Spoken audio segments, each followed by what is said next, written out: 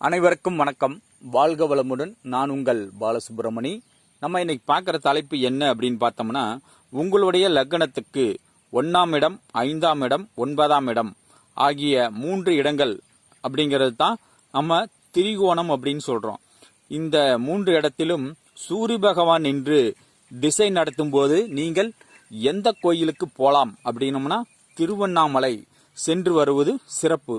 திருவண்ணாமலை கிரிவலம் பௌர்ணமி நாளில் போனாலும் மிக மிக சிறப்பு. இந்த திருவண்ணாமலை கிரிவலம் அப்படிங்கிறது ரொம்ப பவர்ஃபுல்லானது. போய் திருவண்ணாமலை சுற்றி வந்து பாருங்க.